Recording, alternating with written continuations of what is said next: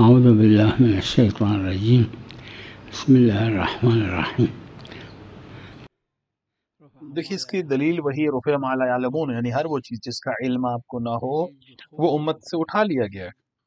جو اصل دلیل ہے وہ یہ ہے کہ داخل ہونا منع ہے مسجد میں، اور جہاں تک مسجدین یعنی مسجد النبی اور مسجد الحرام کی بات ہے، وہاں اس کے اندر داخل ہو کے دوسری طرف سے نکلنا بھی صحیح نہیں، لیکن دوسری مساجد میں رکنا منع ہے۔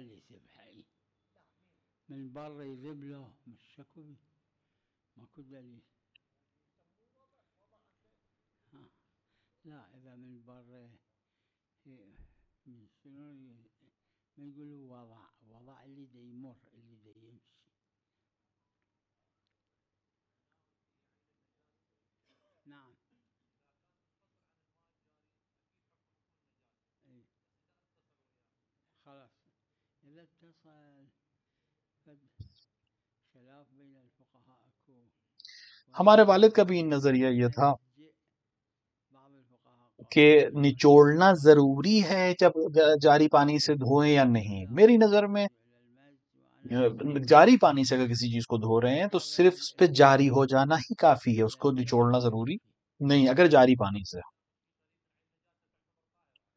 البتہ اس شرط ہے کہ اس کے اندر رنگ اور بو اور ذائقہ نجاست کا نہ ہو۔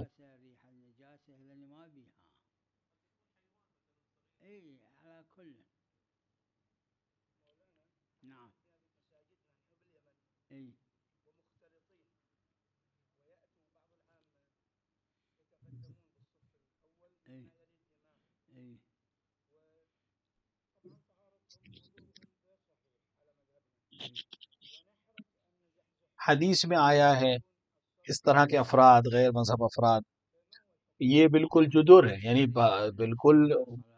بالکل جیسے دیوار کا حکم ہے ویسے ہی، لہٰذا اگر جماعت میں آپ کے سامنے آپ کے بغل میں اگر کوئی دیوار آ جائے تو کیا حکم ہے جماعت کا؟ بالکل وہی حکم ہے اگر یہ افراد آپ کے ساتھ جماعت میں کھڑے ہوں تو اگر چاروں طرف سے یا تین طرف سے آپ کے پاس ہے، یعنی آپ کہیں سے بھی متصل نہیں ہیں امام سے صحیح طریقے سے، تو جماعت باطل ہے، البتہ نماز باطل نہیں ہے، جماعت باطل ہے۔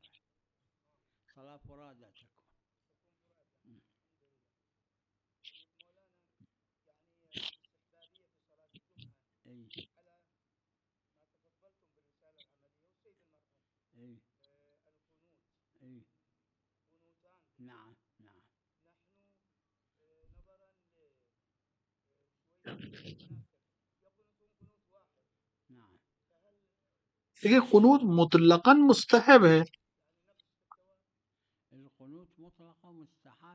بہرحال باطل نہیں ہوگا۔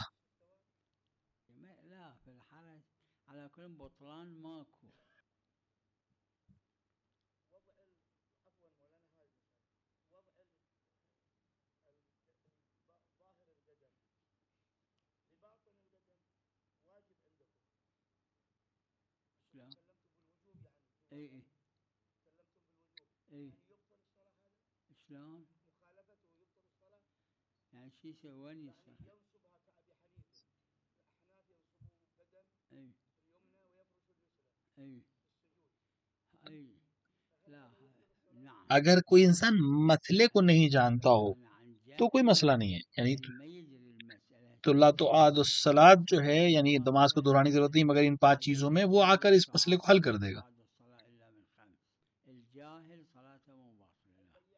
میری نظر میں انٹرنیٹ کا حکم وہی ہے جو باقی معاملات کا۔ اگر انٹرنیٹ پہ کوئی چیز بیچ رہے ہیں تو جب تک وہ انٹرنیٹ پہ ایک دوسرے سے وصل ہیں تب تک وہ معاملے میں، وَإِلَّا اور جیسے ہی وہ انٹرنیٹ سے معاملہ ختم کریں گے یا معاملہ تمام ہو جائے گا تو وہ جو بے کے اختیارات ہوتے ہیں وہ ختم ہو جائیں گے۔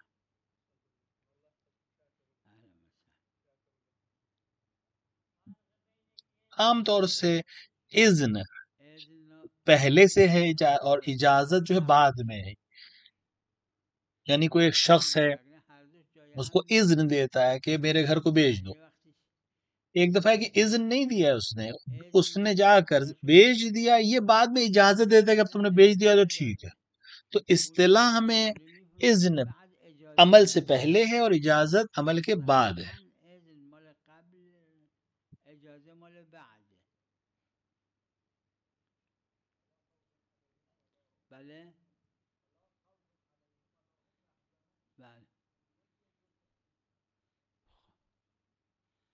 دیکھیں مشترکات لغت عرب میں البتہ اختلاف ہے علماء کے درمیان کہ مشترکات ہے یا نہیں ہے.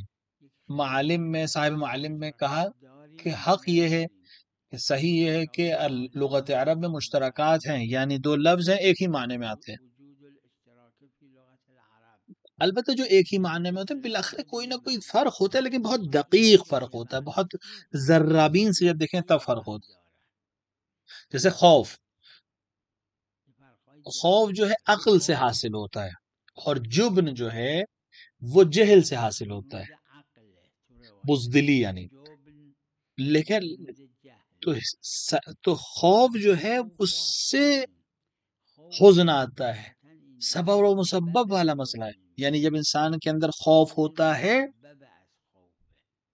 تو وہ محزون ہو جاتا ہے، اس کے اندر حزن آتا ہے.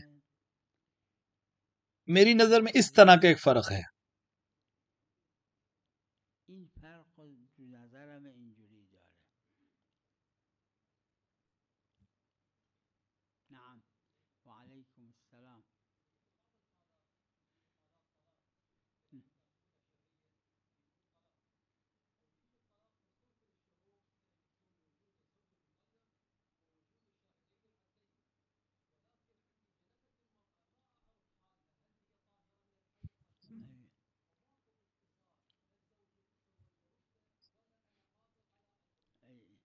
اگر ممکن ہے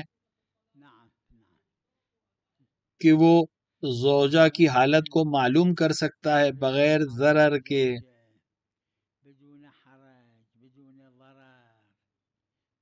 کسی طرح سے جو طریقے معلوم ہو سکتے ہیں اس کا حالت زوجہ کی، کہ وہ حالت میں ہے کہ طلاق دی جا سکتی ہے یا نہیں ہے، تو پھر ضروری ہے کہ وہ معلوم کرے اور اس کے بعد طلاق دے، ورنہ طالب پر.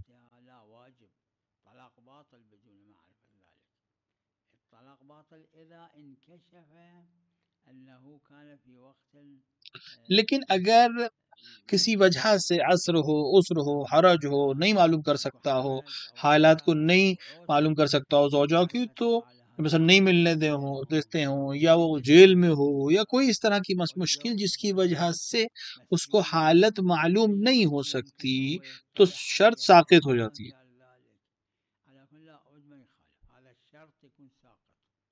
جتنی بھی شرطیں ہیں وہ قدرت اور طاقت ہونے کی وجہ پر شرط رہتی ہیں، ورنہ ختم ہو جاتی. اگر عرف میں اس کے پاس معلوم کرنے کی حیثیت نہ ہو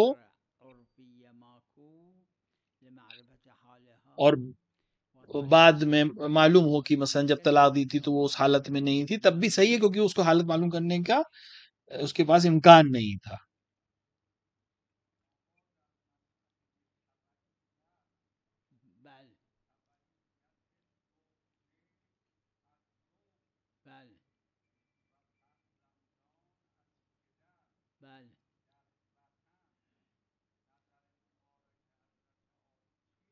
دیکھیے تعبیت جو ہے وہ زوجہ یعنی بیوی اور بچوں قصد پر ہے، یعنی وطن میں یا کہیں رکنے میں. مثلا شوہر کہیں گیا ہے، زوجہ ساتھ میں گئی ہے، شوہر نے 10 دن کی نیت کی ہے، لیکن زوجہ کی نیت یہ کہ نہیں 10 دن سے پہلے لوٹ آئیں گے، میں بات کر لوں گی، تو اس کا ارادہ 10 دن کا نہیں ہے، تو وہ اپنے ارادے کے لحاظ سے عمل کرے گی. لہٰذا اور بیٹے بھی اولاد بھی اسی طرح. لہٰذا شوہر نے اگر 10 دن قصد کیا تو اس کی نماز پوری رہے گی، اور زوجہ نے چونکہ قصد 10 دن کا نہیں کیا لہٰذا اس کی نماز قصر رہے گی. زوجہ جو اولاد اپنے نیت اور اپنے ارادے پر عمل کریں گے.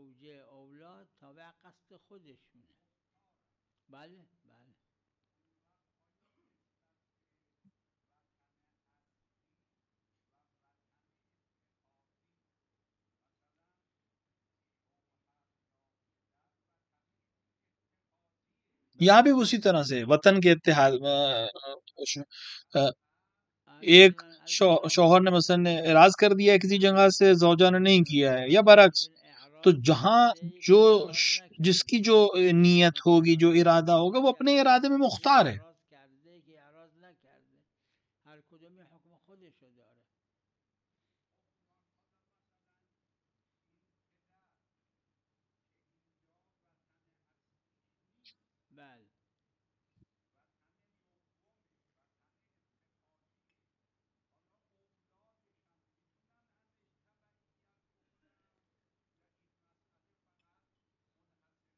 اس کو آج رضا حمدانی نے، جو میرے والد کے اساتید میں تھے، انہوں نے اپنی کتاب صلات میں اس کو بیان کیا، اور ان کے بعد کے تمام علماء نے اس کو ظاہراً قبول کیا ہے اور قبول کر لیا ہے ان کو، اس چیز کو، کہ ہمارے پاس وطن شرعی نام کی چیز نہیں ہے، لیکن چونکہ روایت صحیح ہمارے پاس ہے، لیکن علماء نے اس پہ عمل نہیں کیا ہے، اس روایت کو قبول نہیں کیا ہے، تو وہ مسافر نہ کہلائے کہیں بھی. حوضہ گیا کچھ سال رہنے کے لیے، کہ اب اس کو عرف میں سفر نہیں کہیں گے، تو ہر ایک اپنے قصد کے لحاظ سے عمل کرے گا.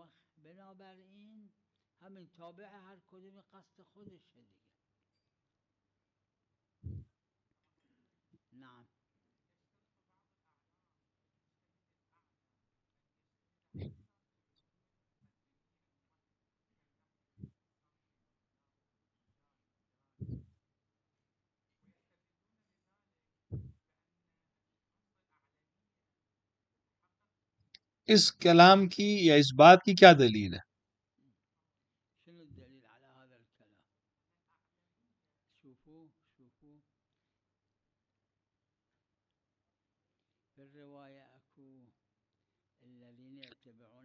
دیکھیں ہمارے پاس دلیل نہیں ہے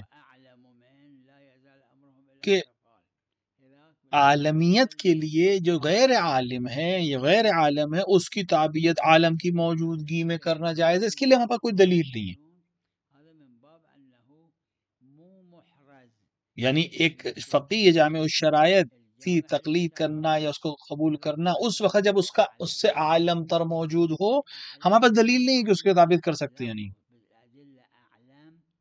تو بنا یہاں پہ عقلا ہے،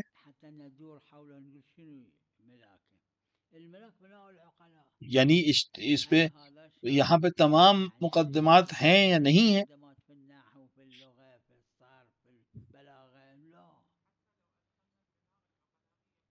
عروہ میں موجود ہے یہ بات،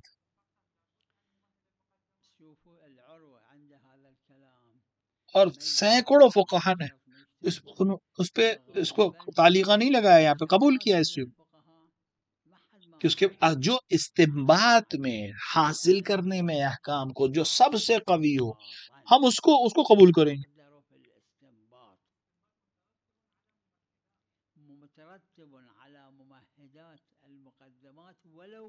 بعض نے اس طرح کی بات کہی ہے لیکن تام نہیں کہا ہے.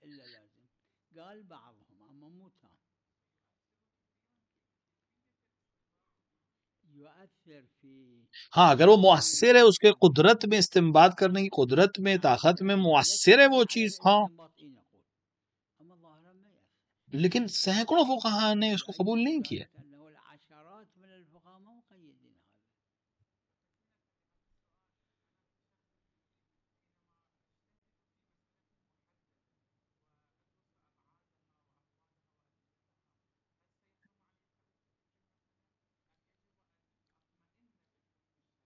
شخص کا اطمینان حتی زن ہو جائے، گمان ہو جائے، اسے کافی ہے اس کے لیے. جس چیز سے بھی ہمیں اطمینان ہو سکے.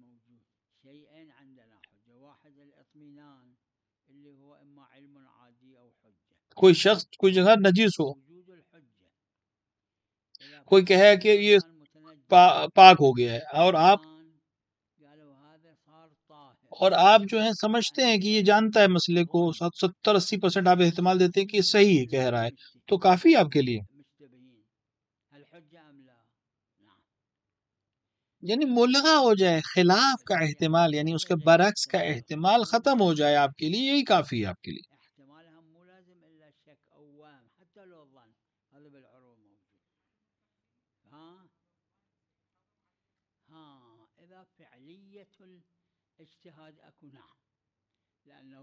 بعض جہاں پہ اس کو بیان کیا گیا ہے کہ جب کوئی شخص مجتہد ہو جائے تو اس کے اوپر تقلید حرام ہے، جہاں تک اس تک ہو جائے۔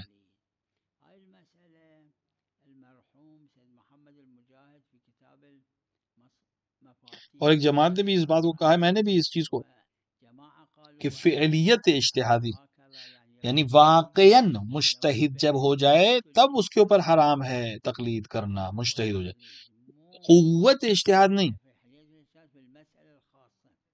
قدرت اجتہاد پر یعنی قدرت رکھنا مجتہد ہونے کی، یہ کافی نہیں ہے اجتہاد تقلید کو ختم کرنے کے لیے۔ ہاں اگر وہ حاضر ہو جائے مجتہد تب،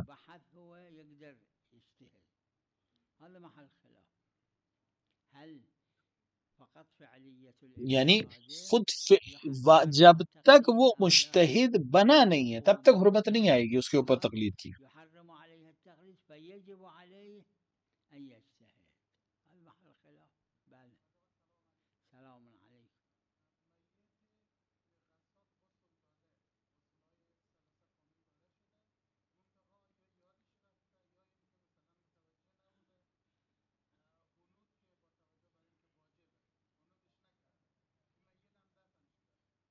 حکم اس کا یہ ہے کہ اگر بغیر حنوط کیے ہوئے میت کو دفن کر دیا گیا تو قبر سے اس کو نکالا جائے اور اس کو حنوط کیا جائے۔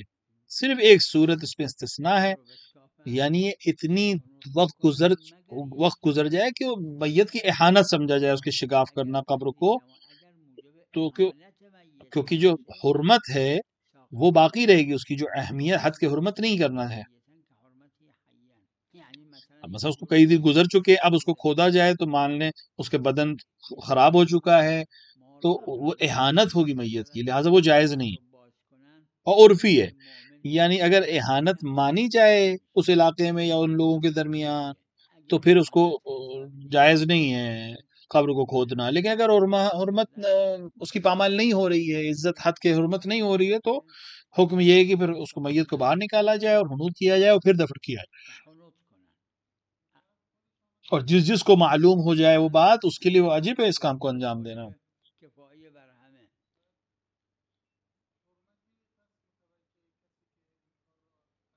جس کو اطلاع دی گئی اور جس کو یقین ہو گیا کہ ایسا ہو گیا ہے، ان سب کے لیے واجب کفائی ہے،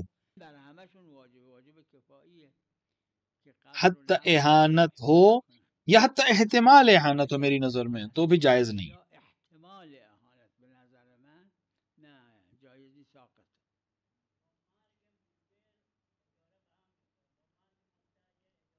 اجارہ تبھی تک جائز ہے تب دونوں زندہ ہوں،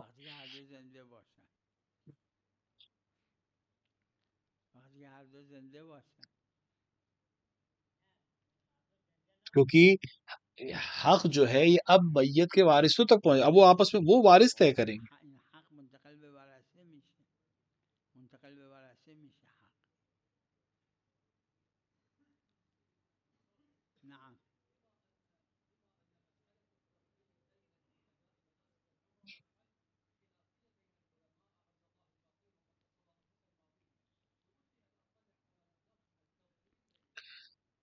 دیکھیں سائے میں جانا، اجتہادی بحث اگر ہم کریں، جو روایات ہیں تضلیل کی یعنی حالت حرام میں سائے میں جانا، وہ مطلق ہے، کیونکہ وہاں ہر جگہ سائے کی بات نہیں آئی ہے کہ جو رات اور دن کی فرق کر رہا، کیونکہ حدیث میں رسول اکرم صلی اللہ علیہ وآلہ نے حج وداع میں جب وہ مدینے کے پاس مسجد شجرہ میں احرام باندھا تو تقریباً 7 دن یا 8 دن وہ راستے میں تھے مکے کے۔ حدیث میں ہے تو جب آپ نے احرام باندھ لیا تو جس پر وہ بیٹھتے تھے، جس ناقے پر یا سواری پہ بیٹھتے تھے، تو اس کے اوپر ایک سایہ دار تھا، ایک سایہ تھا. تو رسول نے حکم کیا کہ اس سائے کو ختم کر دیا جائے، اس سقف کو، چھت نما چیز جو تھی اس کو ختم کر دی. اور پورے ایک ہفتہ راستے میں تھے رسول اکرم. تو حدیث میں نہیں کہ رات میں مثال کے طور پہ وہ واپس لگا دیا جاتا تھا، نہیں، ہٹا دیا تھا. تو یہ اجتہادی مسئلہ. اور رہی بات فتوے کے لحاظ سے، تو معظم فقہا نے فتویٰ دیا ہے کہ رات اور دن میں کوئی فرق نہیں ہے تضلیل میں، حالت احرام میں صرف دن میں نہیں ہے، رات اور دن برابر ہیں حکم میں.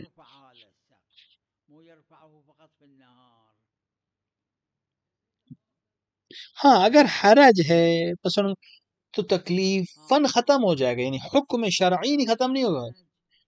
اب حرام نہیں رہ جائے گی اس کے لیے تضلیل، جا سکتا ہے وہ.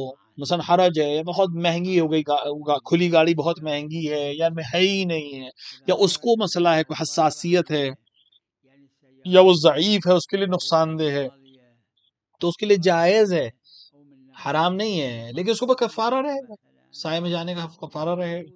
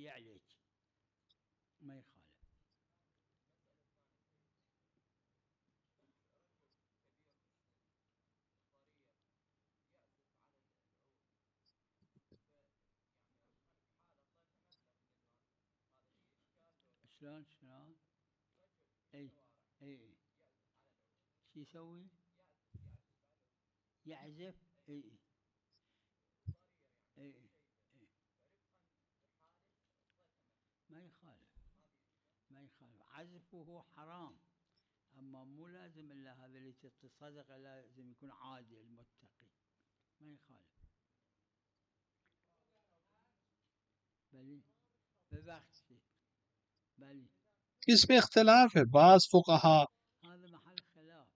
اور میرا نظر بھی یہی ہے کہ جتنی بار ایک احرام میں صرف ایک کفارہ آئے گا ایک ہی چیز کے لیے، چاہے جتنی بار اس کو انجام دے.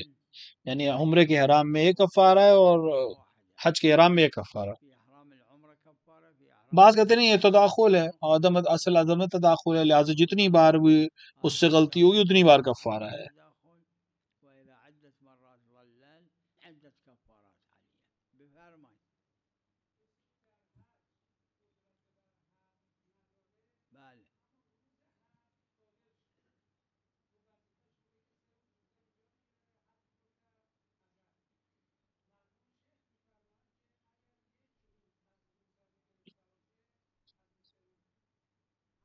مرحوم شیخ طوسی نے یہ بات کہی ہے.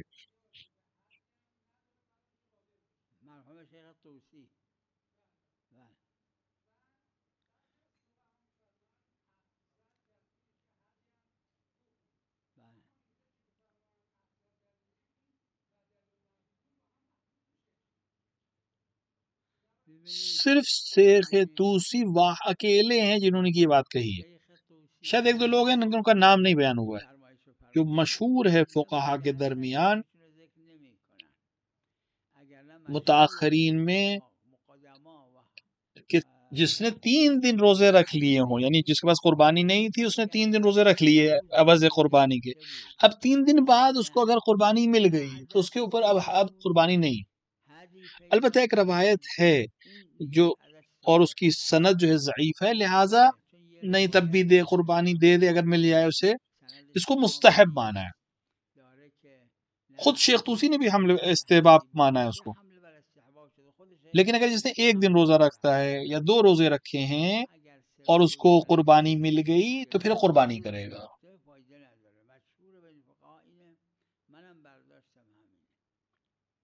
اور یہ مستحب ہے، کوئی حرج نہیں.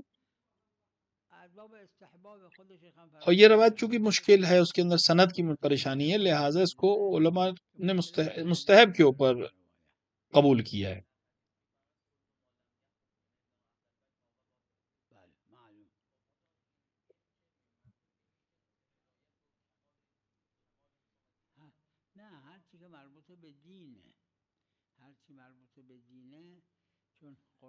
قرآن نے کہا ہے پیغمبر جو تمہیں دیں وہ لے لو۔ پیغمبر نے فرمایا کتاب اللہ و عترتی اہل بیتی، اور ہر چیز یا قرآن سے ہو یا پیغمبر کے حدیث سے ہو یا عمل پیغمبر سے ہو یا پیغمبر کی خاموشی کے ذریعے جسے تقریر کہتے ہوں یا اہل بیت سے ہو، یعنی جو ان تین کے علاوہ ہے، قرآن اور پیغمبر اور اہل بیت، وہ باطل ہے، اس کے علاوہ سب باطل ہے۔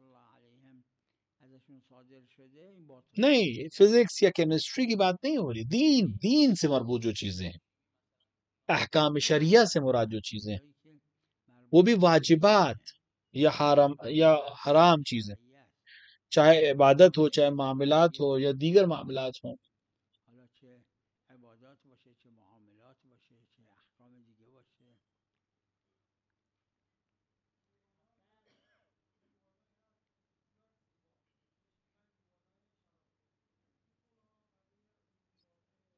اگر باطل کی ترویج نہ ہو، برائی کی ترویج نہ کرے تو کوئی حرج نہیں۔ مثال کہ جس پیالے میں یا جس گلاس میں شراب پی جاتی ہے، وہ آپ کے پاس آیا، آپ اس کو پاک کیا، آپ اس کو استعمال کر سکتے ہیں۔ ہاں، لیکن اگر کوئی خاص قسم کا گلاس ہے جو صرف اس باطل کی ترویج کر رہا ہے تو وہ نہیں، وہ جائز نہیں، اس کا استعمال صحیح نہیں۔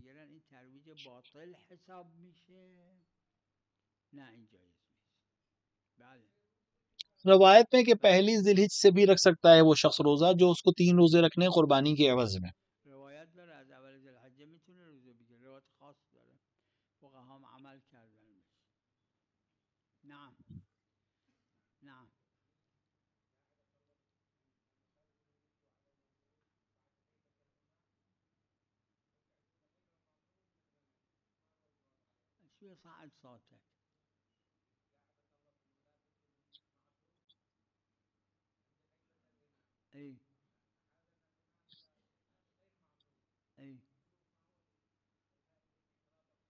کیونکہ معصوم نے کہا ہے کہ یہ علماء، یہ جو غیر معصوم ہیں، فقہا ہیں، جامع شرائط جو شرائط بیان، معصوم نے کہا وہ تم پر حجت ہیں اور میں اللہ کی حجت ہوں۔ چونکہ معصوم نے ہمیں ان کی طرف رجوع کرنے کا حکم دیا ہے، لہٰذا ہم قبول کریں گے۔ غیبت کبریٰ میں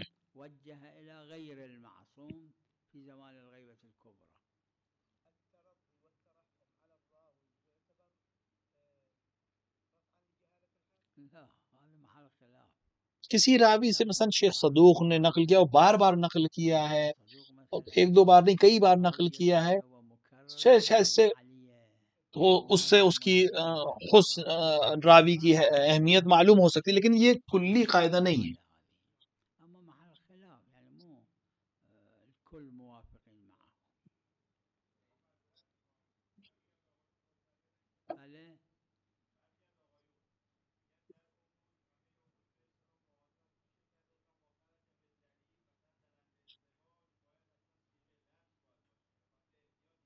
تمام معاملات میں مواتات جائز ہے، البتہ اختلاف ہے، چونکہ مواتات کو بہت سے علماء نے عقد مانا ہے۔ شیخ انصاری نے اس کو نقل کیا ہے کہ مواتات صحیح ہے، اجارے میں، رہن میں، صلح میں مواتات، صرف چونکہ دلیل خاص ہے اور اجماع ہے کہ شادی اور طلاق میں جائز نہیں ہے مواتات، لہٰذا وہاں ضروری ہے، وہاں عقد کا زبانی ہونا ضروری ہے، یعنی الفاظ کا ہونا ضروری ہے، باقی جگہوں پہ ضروری نہیں۔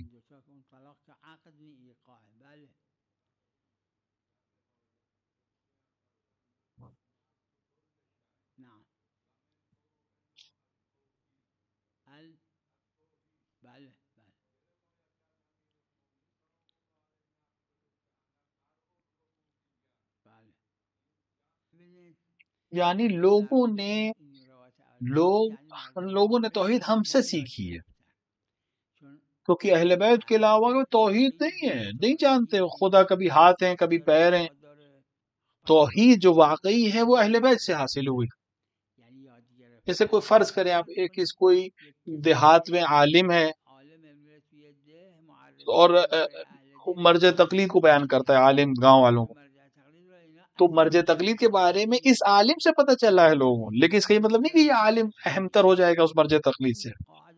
توحید بھی اسی طرح، جو صحیح توحید ہے وہ اہل بیت سے ہم سے صادر ہوئی۔ وصلی اللہ علی محمد وعلی الطاہرین۔